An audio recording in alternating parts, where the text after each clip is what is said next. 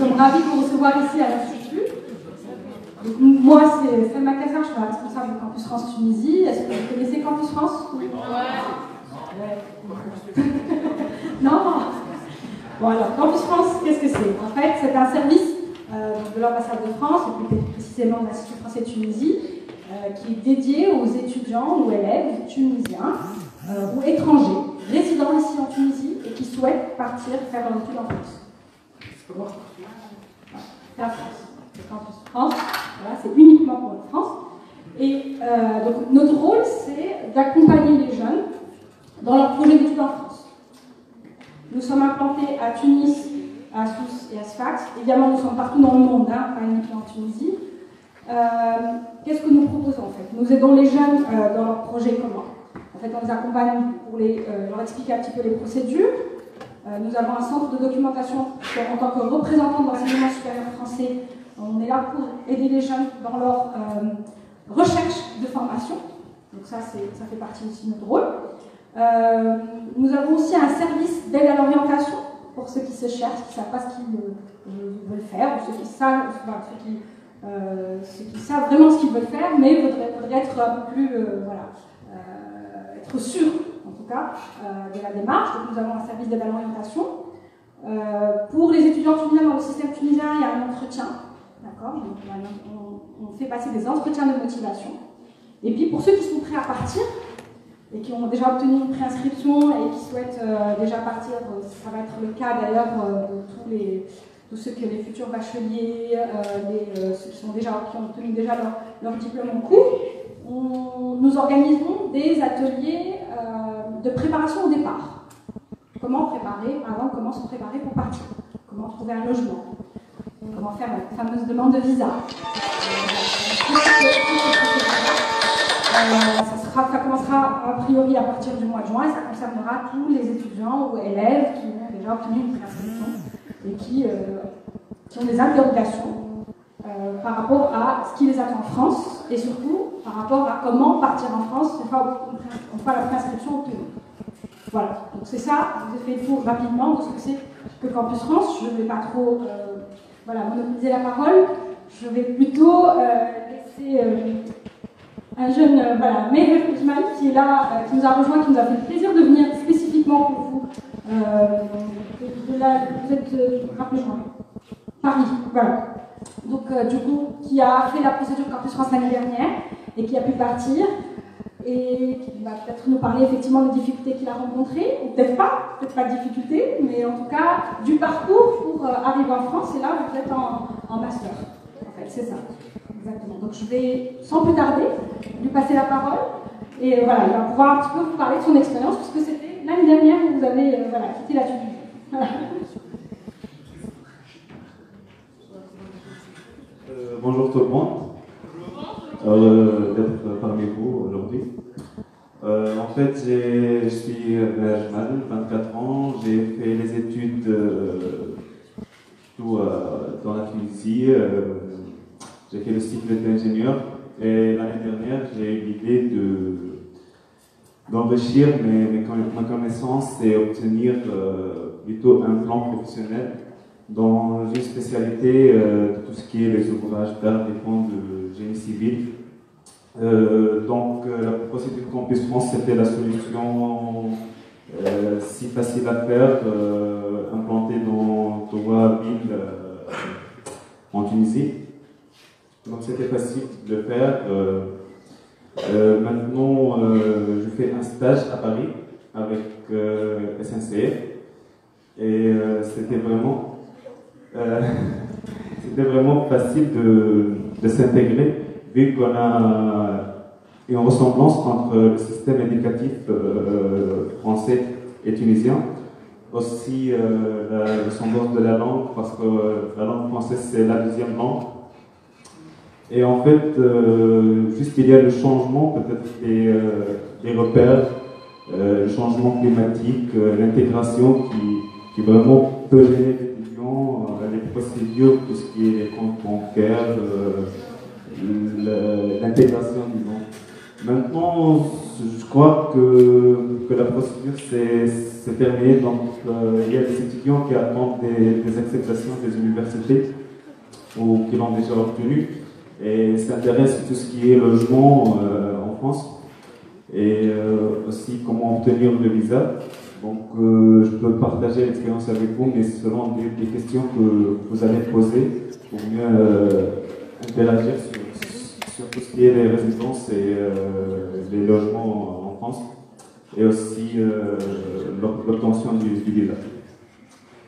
Voilà. Rien. Donc, selon le format qu'on s'est proposé, on va vous laisser par exemple une question, il y en aura d'autres après, mais c'est juste pour pouvoir alimenter un petit peu le débat. Donc si vous avez une question à poser, et après, il y aura la possibilité, après toutes les interventions, de pouvoir débattre réellement avec la salle. Est-ce qu'il y a quelqu'un qui veut poser directement une question sur ce témoignage? Non? Si.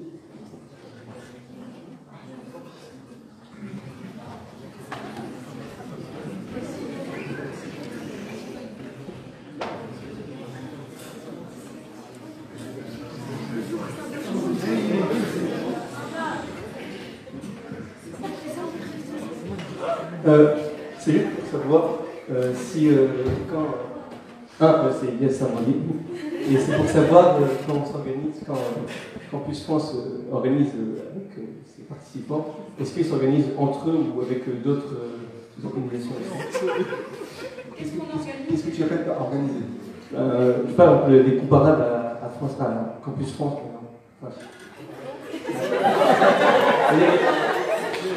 Le but, c'est d'interagir, d'écouter. Donc, si je comprends, tu veux essayer de voir s'il y a d'autres organismes comparables à Campus France. Oui, voilà. Qui proposent d'autres choses, pas forcément avec la France, c'est ça que tu veux dire? Oui. Bon, c'est ça. Des structures équivalentes à Campus France, mais qui seraient Campus Allemagne, Campus Angleterre, etc.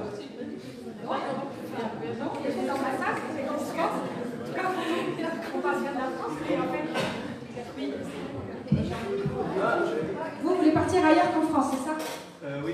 Oui, voilà. Donc, là, on ne peut parler que de la France, mais évidemment, vous devez contacter les différentes ambassades. Parce que nous, effectivement, quand France est un service d'ambassade, vous pouvez contacter l'ambassade d'Italie ou le service culturel italien ou le service culturel allemand. Ou, voilà. Vous avez la FDD, voilà. Vous avez plein d'autres équivalents. Campus France, oui. Enfin, équivalents, pas dans le même fonctionnement, mais c'est des procédures différentes en fonction des pays. En fait. Donc, équivalent Campus France, il n'y en a pas. Exactement comme Campus France. Mais il y a des... il faut contacter directement les différentes ambassades directement, ou en tout cas ou centres culturels. Voilà. Non, on est juste après, on continuera le débat juste après le témoignage des autres panélistes. Donc là maintenant, j'ai demandé à France Volontaire de présenter un petit peu l'outil France Volontaire, à quoi ça sert, qu'est-ce que c'est que France Volontaire, et surtout avoir un témoignage de gens qui ont bénéficié du volontariat en France.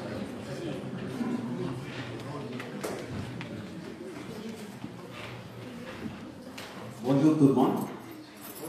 Je voudrais tout particulièrement remercier les lycéens qui ont fait le déplacement.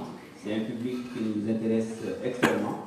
Je pense que les échanges qu'on va avoir et dans la salle et après dans la cour, autour du stand, pourront permettre à beaucoup de comprendre comment on fonctionne et quelles sont les possibilités de mobilité en lien avec le volontariat. Alors, l'équipe de France Volontaire qui est là ce matin est composée de Fares Benamara, des emplois. Fares qui est chargé du développement du volontariat au niveau de l'équipe de France Volontaire. Et puis, on a deux volontaires, deux anciennes volontaires qui ont fait des missions en France dans le cadre du service civique, dans le dispositif que nous appelons le volontariat de réciprocité.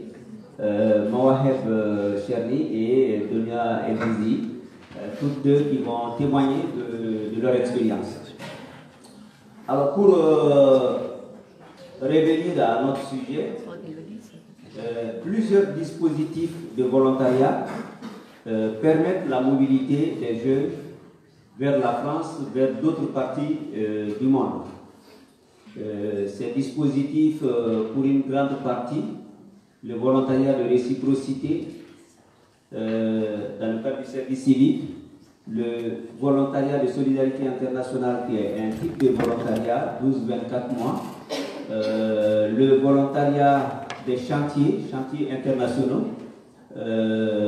tous ces types de volontariat senior, etc., tous ces types de volontariat sont mis en œuvre par France Volontaire, dont la mission est la promotion et le développement de toutes les formes d'engagement volontaire et solidaire. France Volontaire étant l'opérateur du ministère français des Affaires étrangères pour le volontariat.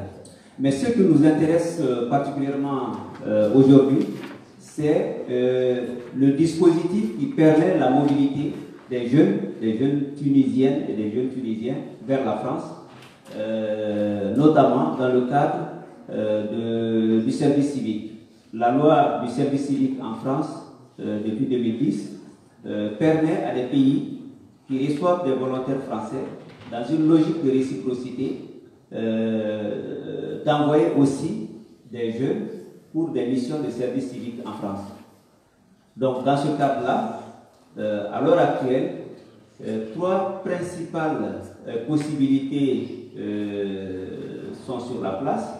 Il y a un financement annuel de l'Institut français, de l'ambassade de France, qui permet, dont la gestion est confiée à France Volontaire, qui permet d'envoyer 8 volontaires chaque année, 8 volontaires tunisiens en France. Et les deux jeunes volontaires, anciennes volontaires qui sont là, sont le témoignage éloquent de l'existence de ces dispositifs. Alors, en plus de l'Institut, il y a aussi les projets, les appels à projets qui sont lancés par le ministère des Affaires étrangères, appel à projet jeunesse, qui permet à des coopérations décentralisées, à des collectivités françaises en lien avec des collectivités des pays comme la Tunisie, de monter des missions, donc à la fois de recevoir les jeunes français, mais pour ce qui nous concerne ce matin, c'est aussi que les partenaires français reçoivent des jeunes tunisiens. Et ce dispositif, depuis quelques années, est en train de se développer. Il y a plusieurs coopérations qui commencent à en profiter. Et puis, il y a la coopération entre les associations. Les associations françaises et tunisiennes sont en relation pour des raisons diverses et variées, l'histoire, la proximité géographique.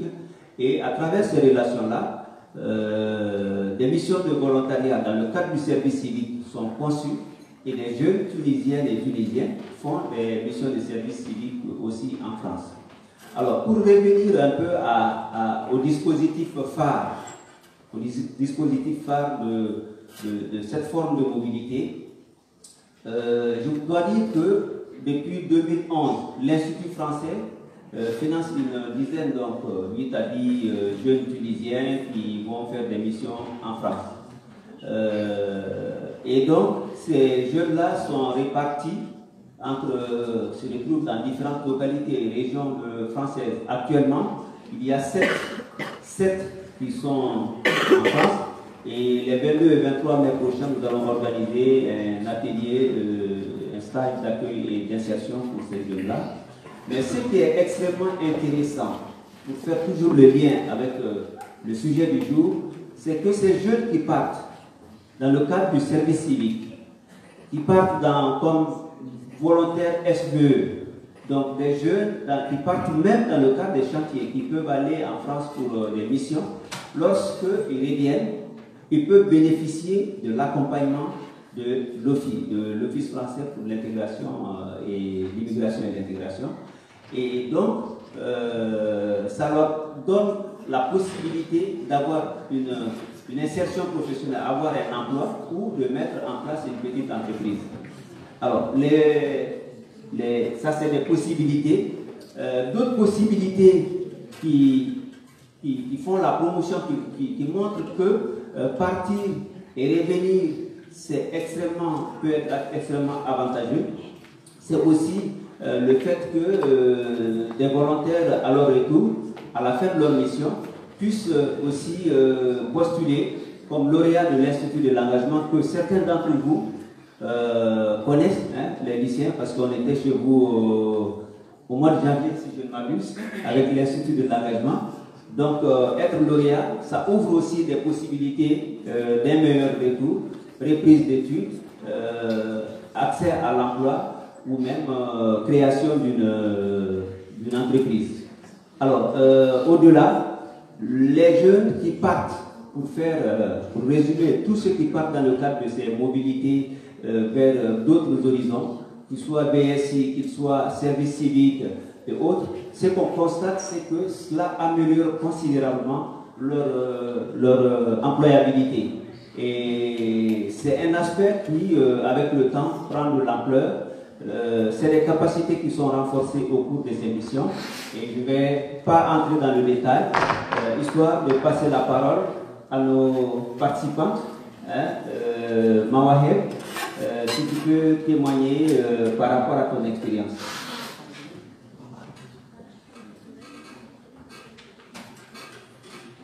Bonjour à tous et à toutes. Je me présente, je suis Mawaheb Chehani, j'ai 25 ans. Voilà, j'ai fait mon service civique en 2016 pour une mission de solidarité internationale avec la Ligue de l'enseignement, détachée de la Nièvre à Nevers, exactement.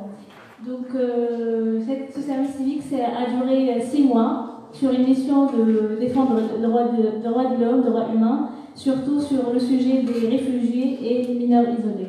Donc, je ne vais pas parler beaucoup sur ma mission en France parce que le sujet aujourd'hui c'est partir et revenir, bien vivre sa mobilité. Donc, je vais parler de la période après mon service civique, après mon engagement en France, dès mon retour. Voilà, donc je peux vous dire qu'après mon retour, il y a plusieurs portes qui s'ouvrent devant un jeune qui s'engage ou qui fait un service civique en France ou ailleurs. Du coup, il y a un engagement, il y a plutôt un accompagnement de l'OFI. Donc, j'avais vraiment la chance d'avoir cet accompagnement. Mais après, j'ai passé un entretien avec l'Institut de l'engagement. Donc, j'étais prise. Donc, je suis une lauréate avec l'Institut de l'engagement pour un accompagnement d'une formation en France, pour un master en France exactement. Donc, du coup, je peux vous dire qu'être engagé ou faire une mission en France ou ailleurs, c'est vraiment une chance pour ouvrir d'autres portes. Parce que si je n'étais pas un jeune qui part pour une mission à l'étranger, donc j'aurais pas la chance pour être accompagnée soit par l'OFI ou bien par l'Institut de l'engagement. Donc si vous avez des questions sur ma mission ou comment j'étais prise par l'Institut ou même pour l'accompagnement de l'OFI, parce que j'étais aussi, j'ai bien avancé avec l'OFI, mais après, donc peut-être après mon master que je vais faire en France, dès mon retour, parce que certainement je vais revenir en Tunisie, je ne vais pas rester en France, c'est juste pour des études. Dès mon retour, peut-être je vais être aussi avec l'OFI pour un accompagnement. Donc maintenant, je vais laisser la parole à Donia, qui est aussi accompagnée avec l'OFI. Bonjour tout le monde, voilà, je suis Donia Louzi, j'ai 24 ans. J'ai effectué ma mission à Marseille. Ma mission principale, c'était la communication et les échanges interculturels, parce que j'ai effectué ma mission dans une association de mobilité qui fait elle-même les échanges de tous les types de volontariat. Et dès mon retour, j'étais accompagnée par l'OFI. Je voulais parler de l'expérience que j'ai effectuée à Marseille. Ça a changé ma vie carrément parce que je suis diplômée en télécommunication. Mais vu que j'ai effectué la communication à Marseille, dès mon retour, j'ai travaillé dans le domaine de communication et maintenant j'ai mon propre projet avec l'OFI. J'étais bien accompagnée avec l'OFI, j'ai effectué une formation. Après, maintenant, j'ai pas encore démarré mon projet, mais ça évolue un tout petit peu. Voilà, si vous avez des questions, n'hésitez pas. Merci beaucoup. On va prendre juste une question, et après, ne vous inquiétez pas, vous aurez l'occasion d'en poser juste après le débat. Juste une question.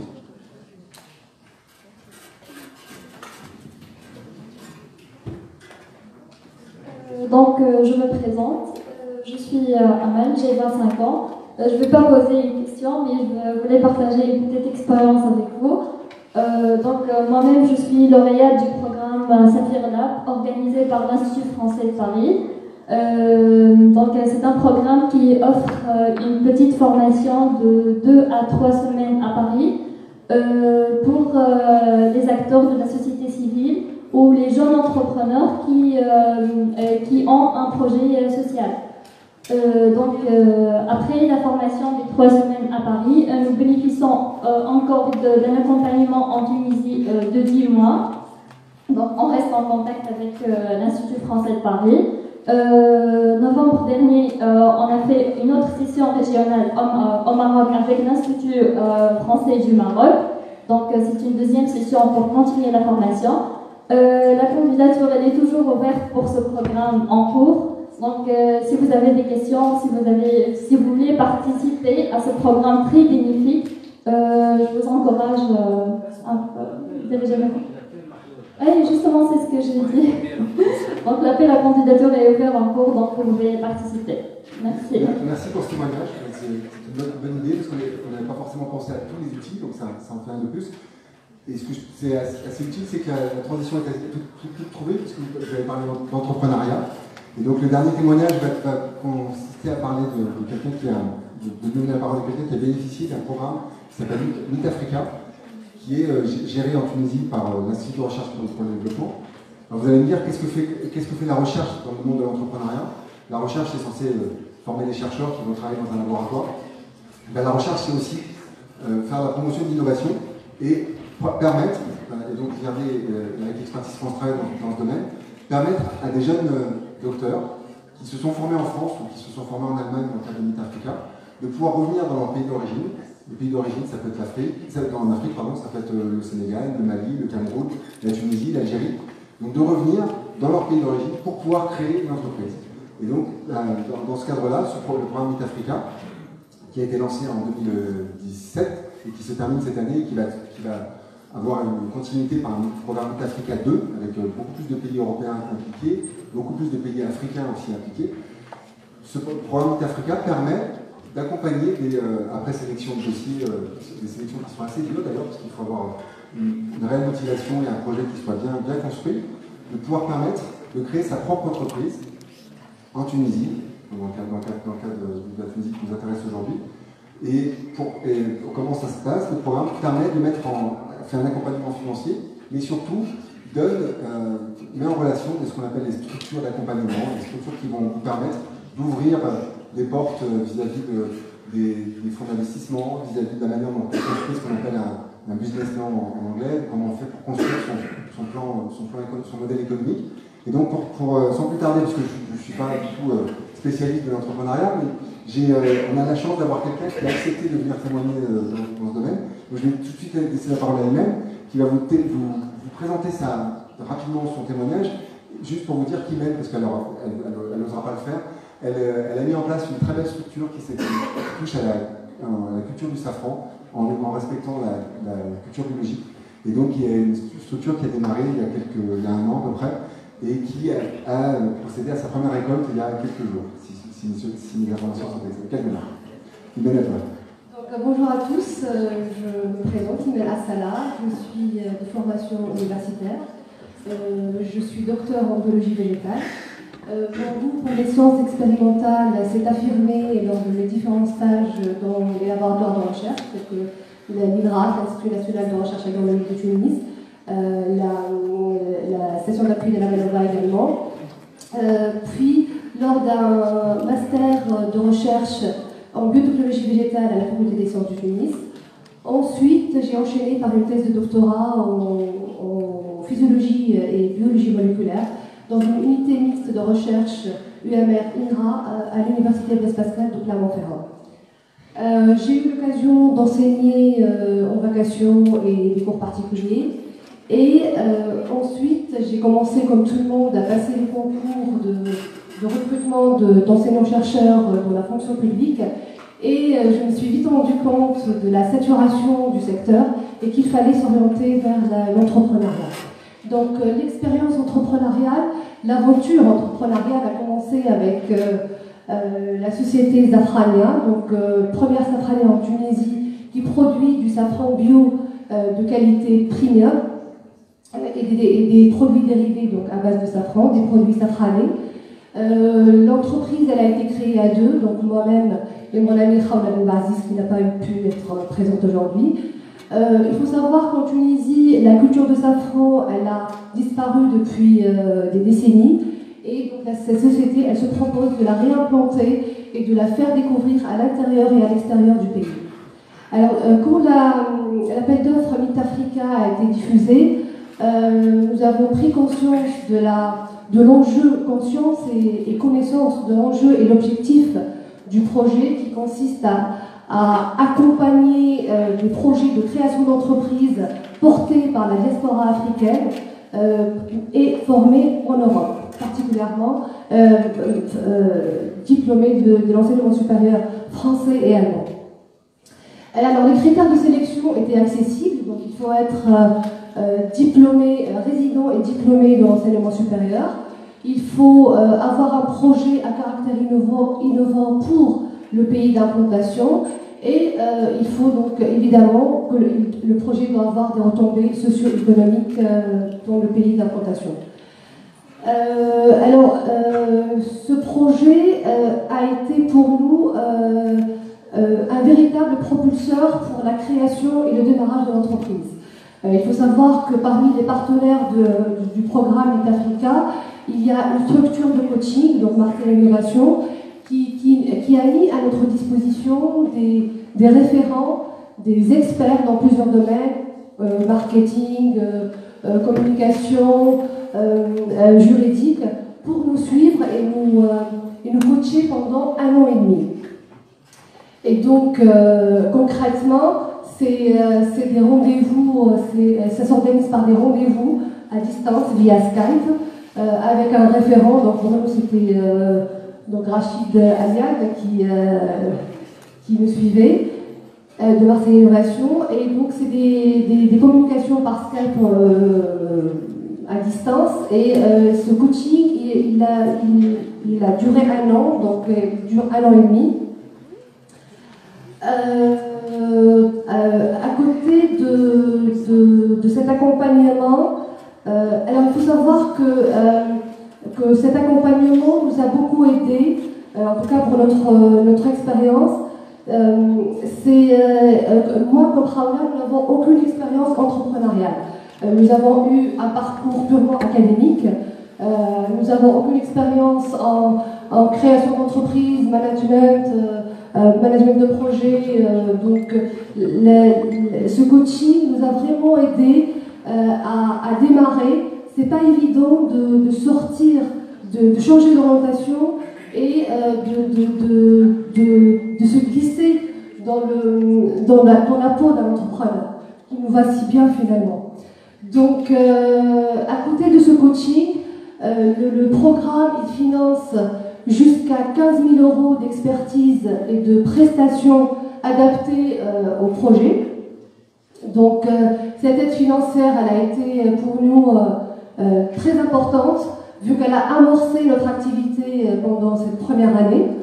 Et à ce niveau, il y a également une autre personne de l'IRD, Madame Maïva, qui s'occupe de la validation des devis, les paiements, etc. Alors l'expérience Meet Africa a été pour nous a beaucoup aidé à s'ouvrir encore plus sur l'espace euro-méditerranéen. Donc nous avons développé un agenda, nous avons développé un réseau très important qui est très utile pour nouer des partenariats avec des acteurs dans différents domaines. Ça a été également pour nous, moi je pense personnellement qu'il y a un grand nombre de la diaspora africaine dont je fais partie personnellement qui a envie de retourner à leur pays d'origine et apporter leur pierre à l'édifice, comme on dit, mais tout en gardant un lien et un contact très fort avec le pays d'accueil. Et donc ce genre de programme comme Afrique fait participer à un programme de mentorat à Africa Invest local. Donc c'est des programmes qui aident et qui encouragent cette diaspora qui a envie de rentrer, qui envisage de rentrer et elle leur facilite considérablement les démarches. Merci beaucoup Imen pour ce témoignage. Donc là on va ouvrir le débat. Donc je rappelle les règles, le but c'est de questionner. Oui, pardon. Un petit mot sur l'état d'avancement du projet depuis la sélection. Donc juste un tout petit mot. Donc la récolte 2017 s'est très très bien passée. Le safran il a été réalisé dans un laboratoire spécialisé dans l'analyse du safran à Marseille. Donc il s'est avéré que c'est un safran de qualité, de très bonne qualité 1, catégorie 1. Là on est en train d'attendre la certification biologique qui devrait être là d'ici une semaine ou deux normalement. Et sinon, on est sur le chantier de la communication, donc validation des étiquettes, packaging, les sites web, etc. Et sachant que c'est une vente surtout vers l'export, principalement. C'est ça? Merci pour ce témoignage, Imen. Donc je vous rappelle la règle pour le débat, c'est des questions courtes, synthétiques, d'ordre d'intérêt général, dans la mesure du possible. Si vous avez vraiment des questions techniques à poser, notamment pour vis-à-vis de France Volontaire ou vis-à-vis de Campus France, ils sont tous les deux présents dans le village et vous aurez donc l'occasion d'interagir avec eux de manière plus directe. Voilà. Donc le débat est ouvert.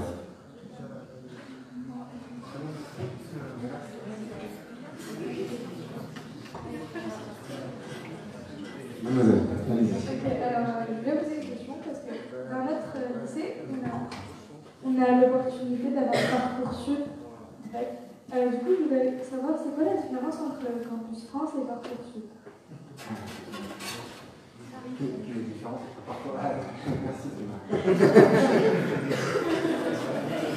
Alors, Parcoursup, c'est une plateforme qui est faite pour les élèves qui suivent le système français. Donc pareil qu'en France, pareil, d'accord.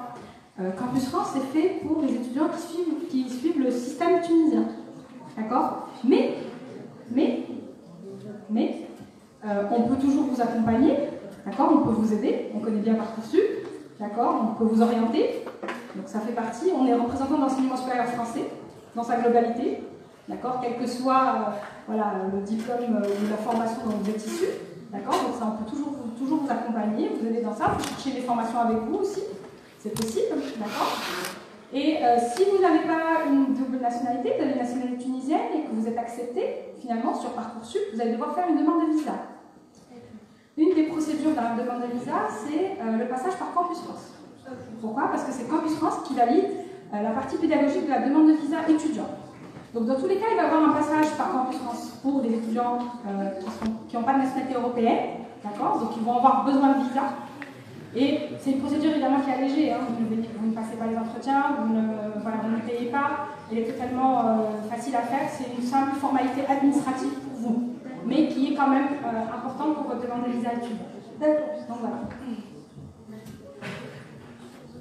Une autre question. Oui, monsieur. Le temps que le micro arrive jusqu'à vous, Wassim va se précipiter. C'est un sportif, c'est un grand coureur de marathon. Bonjour, je suis Yassine Saïdi. Alors, en fait, moi j'ai la nationalité française, mais j'ai un problème, c'est que mes parents ne pourront pas financer mes études. Et donc j'aimerais savoir, à travers France Volontaire, les Campus France et d'autres organisations, si vous pouvez me renseigner sur les aides que je pourrais obtenir. Alors, tout ce qui touche aux bourses universitaires, c'est ça? Que ce soit des bourses universitaires ou des aides au logement, des aides, n'importe quelle aide ou bourse. Alors, je vais laisser peut-être pour France Volontaire si éventuellement une réponse de la part de France Volontaire ou du consulat, exactement. Nous avons la chance d'avoir le consulat parmi nous. Bonjour, Georges-Paul Fragoso, je suis le chef du service des visas. Donc là, je ne vais pas vous parler en tant que chef du service des visas, je vais vous parler en tant qu'ancien chef de chancellerie, donc pour la partie française. À qui je m'adresse? Parce que je ne vous ai pas vu, j'étais le jeune homme. Ah, c'est bon. Donc si vous êtes de nationalité française, vous pouvez tout à fait déposer un dossier de bourse universitaire auprès du consulat, qui est un service des bourses. Vous rendez au consulat, vous demandez à parler au service des bourses. Vous avez avec l'ensemble des documents qui sont requis. Et il y aura donc une étude par le service des bourses du consulat de votre dossier, des revenus de vos parents ici en Tunisie. Et c'est bien évidemment le CROUS, duquel vous dépendrez en France, qui décidera de l'attribution de la bourse universitaire. Voilà. Merci beaucoup. Oui, un témoignage. Concernant les aides pour logement, en tant qu'étudiant, tu as le droit à faire la procédure avec la caisse d'allocation familiale. Et comme ça, ça rembourse un pourcentage du montant du foyer. Ça dépend des ressources. Lorsque tu es stagiaire, il y a certains montants. Lorsque tu es étudiant, il y a un certain montant. Donc pensez à faire la procédure avec la CAF, caisse d'allocation familiale. Oui, Sylvain. Je vais juste ajouter un petit complément, évidemment, pour les étudiants qui seront dans le système aussi tunisien, qu'il y a des dispositifs de bourse tant du gouvernement français que du gouvernement tunisien pour pouvoir poursuivre ses études en France. Voilà, alors c'est plutôt principalement à niveau master, niveau d'école d'ingénieur, niveau doctorat, et quelques dispositifs un peu spécifiques pour suivre des classes préparatoires aux grandes écoles, mais principalement pour les bacheliers tunisiens. J'ai eu pour ma thèse, j'ai eu une bourse tunisienne du ministère tunisien pendant 4 ans, et c'est financé par l'État tunisien en fait. Il y a la possibilité d'avoir des bourses en France aussi pour des Tunisiens qui viennent là, qui partent. Une question? Non. Si. Un témoignage de Lofi. Allons-y. Au contraire. Bonjour, je suis Farah Mar, coordinatrice de réinsertion de l'OFI. Donc, je vais témoigner du rôle de l'OFI au départ et au retour. Donc, au départ, les étudiants ils valident leur titre de séjour à l'OFI en France avec une vignette de l'OFI. Donc, à votre arrivée en France, il faut valider votre visa à l'OFI. D'accord? Ça, c'est le rôle de l'OFI au départ. Et au retour, donc, vous pouvez bénéficier de l'aide à la réinsertion de l'OFI en tant qu'étudiant ou jeune professionnel ou les volontaires aussi. Donc, les conditions, c'est vous avez 6 mois après votre retour pour vous présenter à l'OFI et bénéficier de ce programme. Donc, nous avons 2 volets, l'aide à la réinsertion par l'emploi et l'aide à la création d'entreprise. Donc, on vous aide à chercher un emploi, rédiger votre CV, votre lettre de motivation, avec l'Agence nationale de l'emploi et du travail indépendant. On consulte les offres sur leur site, les offres à travers nos opérateurs de suivi. Donc, on a 4 opérateurs privés sur le volet 2, qui est l'aide à l'emploi, et 5 sur le volet de création d'entreprise. On vous offre aussi la possibilité d'une formation. Donc, si vous avez besoin d'une formation complémentaire à vos études, l'OFI prend en charge les formations. Donc, je vous remercie. Si vous avez des questions, je suis là. Merci. Merci beaucoup pour ce témoignage de l'Office français de la migration et de l'intégration, autre organisateur de l'événement aujourd'hui. Pas d'autres questions dans la salle? Moi, je vais quand même, alors du coup, comme on a encore un peu de temps, hein, donc je m'intéresse notamment aux lycéens. Il y a parmi vous combien de lycéens qui souhaiteraient éventuellement attendre, il va mettre bravo, donc j'ai posé la question avant de répondre, je crois. Tu vas leur demander. Tu es lycéen, ça j'ai bien vu que tu étais lycéen. Combien de lycéens envisagent déjà de vouloir faire leurs études en France? C'est quand même un certain nombre. Et donc est-ce que puisque c'est l'occasion de pouvoir débattre avec un certain nombre d'organismes ici qui sont normalement impliqués dans votre mobilité et donc la possibilité de vous accompagner pour aller. Est-ce que vous avez déjà tout bien clair dans votre tête ou au contraire il reste des zones d'ombre et que justement ces zones d'ombre puissent être un petit peu levées grâce au débat pour avoir. Apparemment tout est clair. Vous savez tous comment faire et tous. Vous savez tous quoi faire. Alors, allez-y. C'est l'occasion de vous exprimer, de dire. Par principe, il n'y a pas de questions bêtes, il n'y a que des réponses bêtes. Bonjour. En fait, je ne sais pas du tout comment faire, mais j'ai vu que j'avais vécu en France. Est-ce que tu peux juste un tout petit peu préciser? D'abord, tu es en première, en terminale? Première. Et dans quel domaine tu veux faire tes études là? Commerce peut-être. Dans le commerce. Et qu'est-ce que tu attends de l'accompagnement qui peut être fait, justement? Est-ce que c'est déjà sur l'orientation? Est-ce que c'est déjà sur le... Parce qu'après, il y a des choses qui sont du ressort du lycée, qui sont notamment l'orientation, et après, il y a des choses qui sont plus de notre ressort, qui sont du ressort de l'accompagnement, pour que tu puisses aller en France. Toujours l'orientation. Ah bah, donc, t'es pas au bon guichet. Non, j'ai fait bien. Il y a deux choses. Il y a l'orientation, effectivement, qu'on vous propose déjà de la service orientation qu'on vous propose déjà au lycée. Et puis, si vous avez besoin aussi, voilà, ça déjà, première chose. Et puis, si vous avez vraiment besoin de plus en discuter, avoir un autre avis aussi, vous pouvez hésiter à venir nous voir au Campus France. Clairement, vous envoyez un petit mail, on fixe un rendez-vous. Et on est là, on peut essayer de voir avec vous. Vous pouvez passer un test, d'accord? C'est comme aussi ce que vous faites passer aussi votre service d'orientation, mais c'est un autre type de test. Et après, on a des coachs qui vont débriefer avec vous et on peut effectivement orienter la discussion jusqu'à ce que vous dire, par exemple, vous avez un tel profil psychologique et qui pourrait adapter à tel ou tel. Enfin, on peut vous dire, voilà, vous êtes fait pour le monde d'entreprise ou pas. Voilà. Et puis après, vous aider à trouver les formations. C'est dans la suite. D'accord? Je vais juste me faire un tout petit peu le porte-parole de la UFE, puisque peut-être même des représentants des parents d'élèves. Je ne sais plus, il me semble que c'est peut-être l'APE spécifiquement à Gustave Flaubert qui avait organisé un forum des métiers, justement. PMF aussi, parfait. Pour promouvoir, essayer de donner de l'information, parce que la question de l'orientation est relativement simple quand on a un jeune qui sait ce qu'il veut faire. Donc le commerce, c'est très bien. La question, c'est de savoir effectivement à quel niveau, sur quel secteur d'activité, comment ça marche, les différents métiers. Ça peut directement être commercial, mais on peut aussi travailler dans des services supports à l'activité commerciale. Alors, juste pour faire un petit peu de promo en disant, il faut intéresser l'ensemble des jeunes à participer aux événements qui sont organisés dans l'ensemble des lycées. Et effectivement, aller voir les conseillers d'orientation, d'information et d'orientation dans les lycées qui sont là aussi en plus pour vous préciser, vous informer sur les parcours qui existent pour poursuivre vos études en France.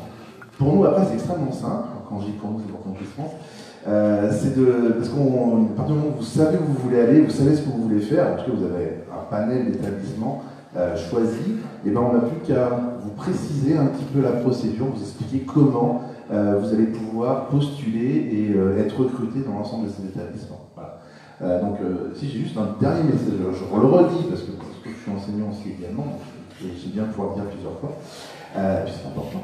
Donc vraiment participer, je crois que c'est vraiment le message à faire passer, participer à l'ensemble des événements qui sont organisés dans vos établissements pour s'ouvrir aux différents métiers qui seront évolués plus tard. Ouais, dans le même sens, j'ai eu la chance de participer aux 2 forums de métiers qui ont été organisés cette année et par Gustave Flaubert et par PMF. Et c'est des lieux d'échange très intéressants parce qu'ils sont organisés de manière un peu thématique et qui permettent justement de pouvoir rencontrer des professionnels et qui puissent témoigner de la façon dont ils sont arrivés à travailler, à avoir leur formation et à exercer leur profession. Et surtout, ça permet aussi aux lycéens de pouvoir poser toutes les questions qui les intéressent et pour comprendre un petit peu mieux comment atteindre le métier en question.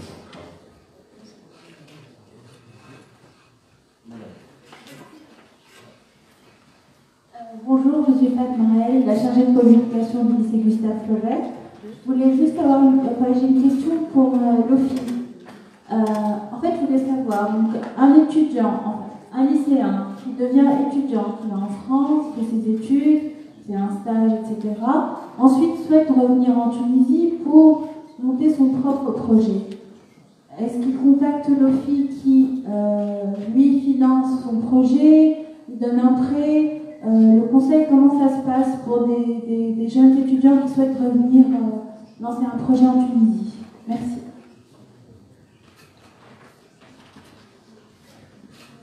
Merci beaucoup pour la question.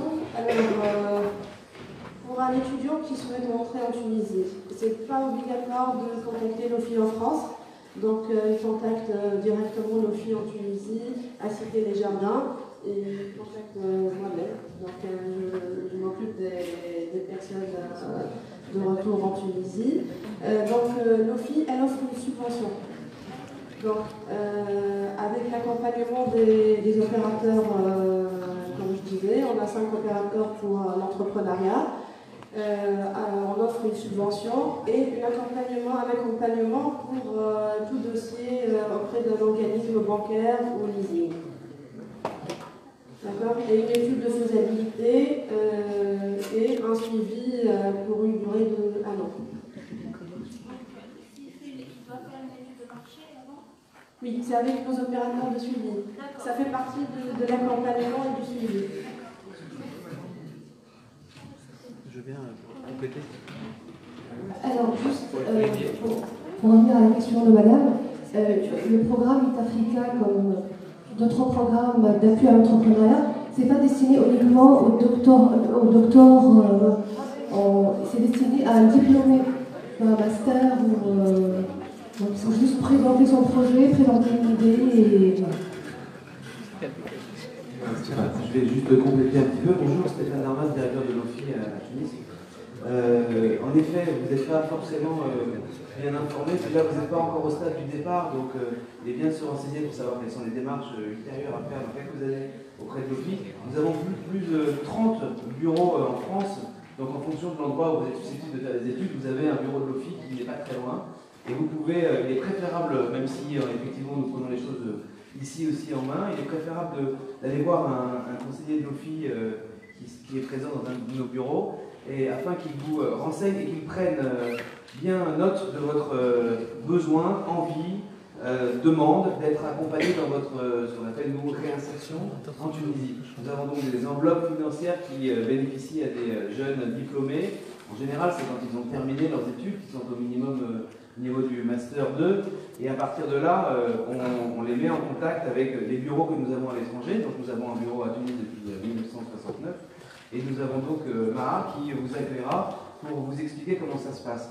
Mais il est effectivement assez quand même important de bien réfléchir à votre projet, de bien penser et expliciter auprès de l'agent de l'OFI en France la nature de votre projet, et ensuite vous aurez la mise en contact de Maha avec nos opérateurs qui sont nombreux et qui chaque 3 ans répondent à notre appel d'offres, donc c'est des gens qui sont compétents et qui vous aideront dans la définition de votre business plan, s'il s'agit d'une création d'emploi, ou dans la recherche d'emploi avec nos partenaires tunisiens de l'Agence nationale pour l'emploi et le travail indépendant, si vous recherchez finalement à vous repositionner dans le monde de l'emploi, dans le monde du travail ici en Tunisie. Voilà comment ça se passe. Il vaut mieux quand même préparer un petit peu votre projet dans votre tête, le formuler auprès des agents de l'OFI en France, et ensuite concrètement le mettre en place, accompagné par un opérateur de suivi qui vous aidera sur la définition du business plan et qui va vous accompagner pendant une année en vous redonnant la subvention de l'OFI qui donc est dispatchée et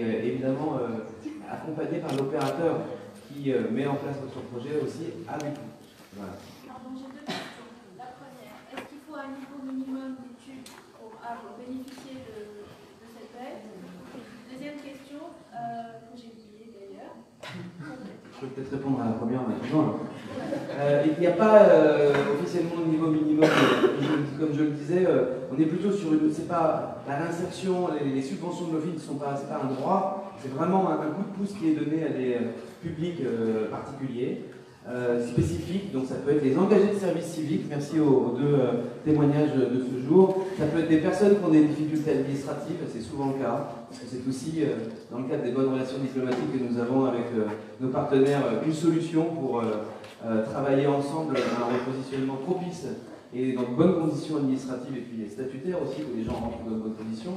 Et c'est également ce petit coup de pouce qui est représenté dans l'accompagnement des étudiants, qui, quand ils ont vraiment un besoin, peuvent bénéficier des enveloppes dont les plafonds sont à 7 000 €, je le dis, mais qui comprennent aussi le coût de l'opérateur et qui représentent vraiment des plafonds. Mais voilà, tu as retrouvé ta deuxième question? Oui. Supposons que monsieur l'élève qui souhaite faire des études en commerce, fait ses études en commerce, Et puis finalement, Chantelaville veut devenir coach de vie. Et est-ce qu'il a le droit justement de bénéficier d'une subvention dans un projet qui n'a rien à voir avec ses études, son diplôme? Oui, tout à fait. C'est la cohérence du projet, la manière dont il est exprimé, la manière dont il nous est présenté par l'opérateur avec le potentiel bénéficiaire. Et tout ça est validé en comité de sélection à l'OFI ou chez nos partenaires tunisiens, entre l'Office des Tunisiens de l'étranger et l'Agence nationale pour l'emploi. Nous avons donc des partenaires institutionnels tunisiens qui travaillent avec nous. Nous travaillons même plutôt à leur côté depuis 1969 pour faciliter ce genre de mission. Moi, je vais juste me permettre d'animer un tout petit peu le débat. En général, lorsqu'on conçoit ses études, on se dit qu'il faut très vite après le bac avoir un diplôme et être diplômé le plus tôt possible. Et les témoignages que vous avez eus là vous montrent que c'est pas aussi simple, c'est pas forcément la meilleure solution. Et que je pense notamment à ce qui est proposé par France Volontaire, le fait de pouvoir faire du volontariat, de pendant un an d'être tout en recevant une petite rémunération qui permet de vivre correctement.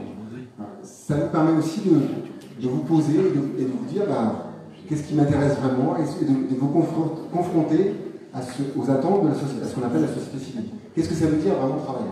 Parce que quand on fait juste après le bac, à 17 ans, on doit remplir Parcoursup, on est en train de se dire oulala, mais je vais m'orienter vers une destination, vers une formation qui ne sera pas du tout celle que je veux par la suite.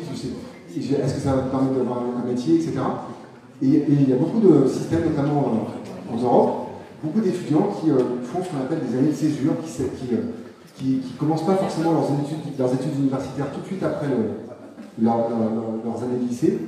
Et je trouve, honnêtement, c'est un témoignage tout personnel, que la possibilité de faire du volontariat, entre autres, mais pas que, vous permet aussi de pouvoir mener à bien votre projet d'insertion professionnelle par la suite, en trouvant les meilleures voies qui sont les vôtres. Voilà, puisqu'on est dans la mobilité aussi, j'aimerais bien parler de mobilité de court terme, c'est des échanges interculturels. C'est une mobilité qui dure une semaine ou bien 10 jours maximum, avec une ou deux, trois, quatre pays ensemble. On passe une semaine en France, en Allemagne. Après, cette expérience de mobilité de court terme, ça change vraiment la vie. J'ai eu l'occasion d'animer plusieurs échanges interculturels et j'ai vu comment cette expérience de mobilité de court terme est très bénéfique pour les jeunes. Tu peux avoir une idée même sur d'autres cultures, tu peux échanger avec d'autres gens. C'est pas seulement un voyage touristique, mais tu apprends quand même de ce type de mobilité. Alors n'hésitez pas à le faire, ça vous permet de découvrir le pays sans même avoir 6 ans avant d'aller. Alors, je vais faire aussi le porte-parole pour nos amis européens. Il existe évidemment en Europe, et puis avec la Tunisie, et puis une manière générale sur l'Afrique du Nord, la mobilité internationale de crédit, donc Erasmus+.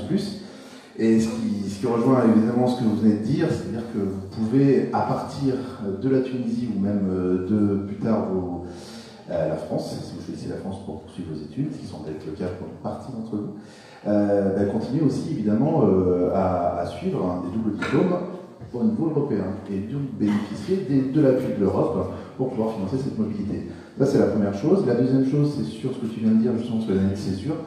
Il y a énormément de plus en plus d'établissements même qui la proposent, non pas, vous pouvez le faire pendant votre cursus de formation. Alors, c'est plutôt les établissements qui sont assez importants parce que ça nécessite une organisation administrative, notamment dans certaines écoles d'ingénieurs un peu particulières, mais c'est extrêmement classique et vous pouvez même intégrer des parcours de volontariat international pour aller travailler dans des ONG un peu partout dans le monde et donc se prendre 6 mois quand l'établissement le permet, ou sinon c'est un minimum 1 an en césure pour soit faire du volontariat, mais également aller travailler un peu en entreprise et valider, approfondir ses objectifs de parcours professionnel. Merci Sylvain. Bonjour, moi je m'appelle Fares, je travaille à France Volontaire. Et du coup, pour nous là, pour Mawaheb et Donia, on a parlé plus du service civique du volontariat de réciprocité, c'est-à-dire à la base le service civique a été créé pour les Français en France. Après on l'a ouvert à l'international, c'est-à-dire des jeunes Français peuvent effectuer leur service civique des missions de 6 à 12 mois à l'international, et c'est des missions d'intérêt général, c'est-à-dire soit auprès d'une association ou un établissement public ou une collectivité territoriale. Et après, par la suite, on a ouvert le volontariat international de réciprocité, c'est-à-dire les pays qui reçoivent les services civiques français peuvent en envoyer de leur côté des jeunes en France dans le cadre du service civique. Et là aussi, je vais parler d'un autre cas, c'est-à-dire si vous êtes en France, vous êtes étudiant en France, au bout d'un an, vous avez le droit de faire le service civique ou une mission de service civique en France. Oui, un an en situation régulière, bien sûr, si vous êtes étudiant, voilà. Et du coup, moi, c'est important. Et je voulais vraiment mettre l'accent sur l'apport de ces missions-là, c'est-à-dire, comme mes collègues ont dit tout à l'heure, c'est cette année que vous arrêtez les études, vous faites une mission d'intérêt général auprès d'une association, d'une collectivité, d'une mairie. C'est des missions qui vont vous aider à renforcer vos capacités et découvrir aussi la vie professionnelle, parce que quand vous êtes en études, il y a pas mal d'aspects que vous ne verrez pas pendant votre cursus scolaire, mais quand vous êtes auprès d'une association, vous allez apprendre beaucoup de choses, travail en équipe, la communication, l'organisation, etc. Et ça vous permettra aussi après, par la suite, de chercher un emploi beaucoup plus facilement en ayant cette expérience en plus de vos études. Et juste un dernier point, c'est quand vous serez étudiant, vous allez voir dans les universités, il y a pas mal d'associations, de clubs, il y a pas mal de choses, et je pense que s'impliquer dans ces associations, dans ces clubs-là, renforcera vraiment votre employabilité par la suite. Merci. Question. Oui, moi je voudrais demander à nos deux anciennes volontaires de nous faire part des apports du volontariat en termes de renforcement de capacité d'adaptation, capacité de professionnelle, capacité humaine. Donc qu'est-ce que ça vous a apporté réellement qui fait quand même la valeur ajoutée de l'expérience du volontariat?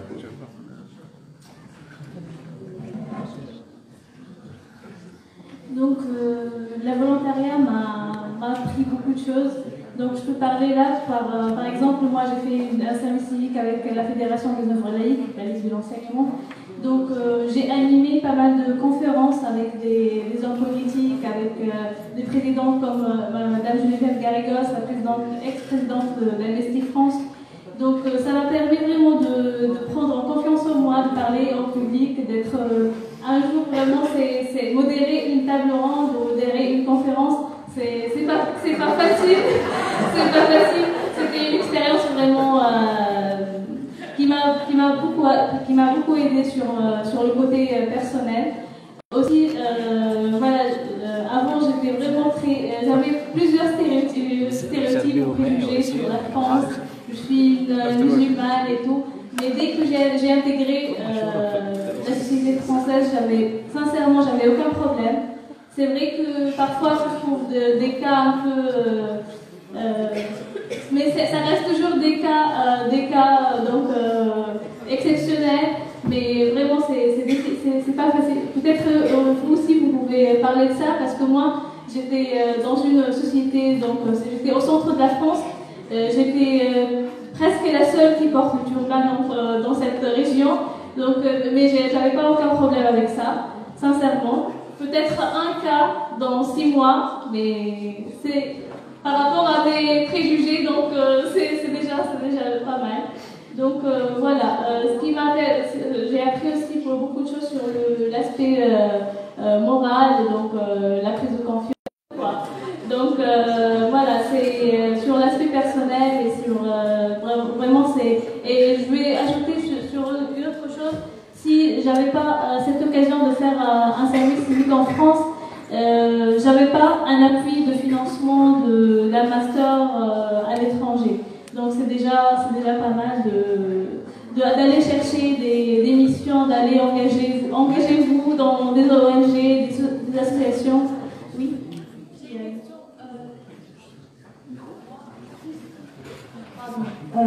Juste une question concernant France Volontaire. Est-ce qu'on peut continuer à faire ses études et en même temps faire une mission France Volontaire? Ou alors il faut arrêter ses études pendant un an et se concentrer sur la mission? Merci. Alors, le volontariat, la question renvoie au statut volontaire. Le volontaire, ce n'est pas un bénévole. Donc, ça suppose que c'est une activité à temps plein. Il y a un contrat de volontariat qui est signé, il y a une indemnité qui est donnée, il y a une couverture sociale dont vous bénéficiez, mais c'est une activité à temps plein. Ce n'est pas après les études de la journée, le soir, ça c'est du bénévolat. Hein, dans notre conception du volontariat par rapport au bénévolat. Par contre, ce que je voudrais ajouter par rapport à ce que Mawaheb disait, il y a, suivant les dispositifs de volontariat, il y a un certain nombre d'éléments importants à savoir. Par exemple, pour le service civique. Le service civique, il y a un âge, c'est de 16 à 25 ans. Et d'ailleurs, sur l'international, on parle plus de 18 à 25 ans. Donc, il faudrait le savoir que au-delà de 26 ans, on ne peut pas s'engager, on ne peut pas être volontaire engagé du service civique. Il y a un autre type de volontariat du service civique qu'on appelle les volontaires du service civique, ce n'est pas des engagés. Là, c'est au-delà de 26 ans. Il y a d'autres dispositifs. J'ai parlé tantôt du VSI, volontaire de solidarité internationale. Là, il n'y a pas de limite d'âge. On peut s'engager même après les études. Et d'ailleurs, la moyenne d'âge aujourd'hui, tourne autour de 28 ans. Donc, c'est après les études, c'est un volontariat plutôt de compétences. Donc, c'est tout cela qui est important de savoir. Et je voudrais vous rappeler notre adresse, c'est 10 avenue du Braille, à côté de Place Pasteur, pour tous ceux toutes celles qui souhaitent avoir le plus d'informations sur les dispositifs de mobilité dans le cadre du volontariat. Nous sommes à votre disposition. Et si l'école le souhaite d'ailleurs, on peut aller expliquer tout ça au niveau de votre établissement. Voilà. Merci beaucoup. Je crois qu'il y avait un petit témoignage aussi qui me faut. Allez-y. Oui, allez-y. Moi, ce que la volontariat m'a apporté sur le plan personnel,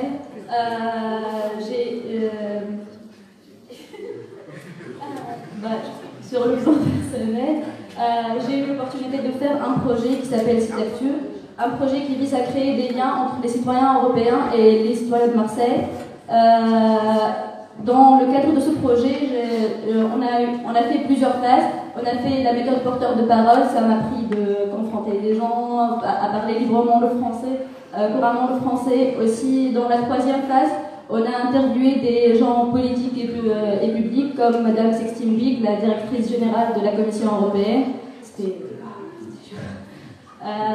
Et sur le plan professionnel, j'ai changé carrément de domaine. J'ai su que j'aime bien la communication en fait, plus que les télécoms. Et depuis mon retour, j'ai travaillé dans la communication. Et grâce à la volontariat aussi, je suis bénéficiaire du programme de l'OFI et maintenant j'ai mon propre projet. Merci beaucoup. Je crois que vous voulez témoigner aussi. Juste, je veux faire deux points brièvement.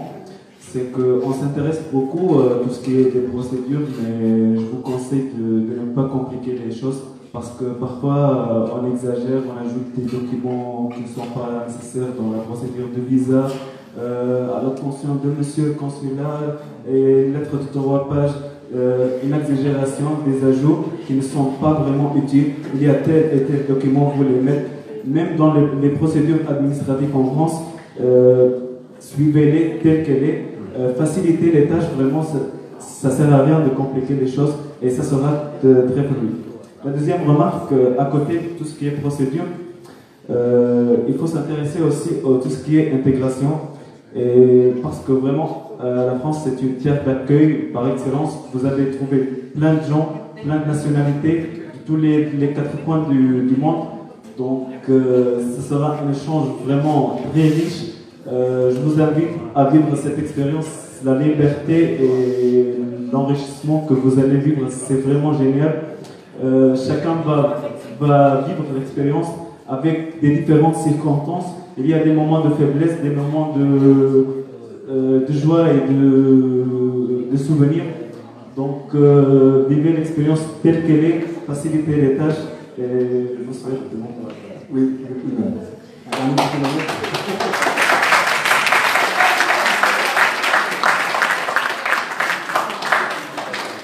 Alors, juste un dernier mot avant qu'on embarque en voiture, je peux partir. Quand je vois notre entreprise aujourd'hui, c'est vraiment le fruit de cette mobilité. C'est le fruit de plusieurs années de recherche derrière ma paillasse. Donc n'hésitez pas à poser des questions, à taper aux portes. C'est vraiment que du positif. Que du positif. Sur ces belles notes de fin, je vous propose donc de clôturer le débat, qui a été, merci à vous, bien riche. Je voudrais juste qu'on remercie très sincèrement nos 4 panélistes pour leur présence et leur témoignage.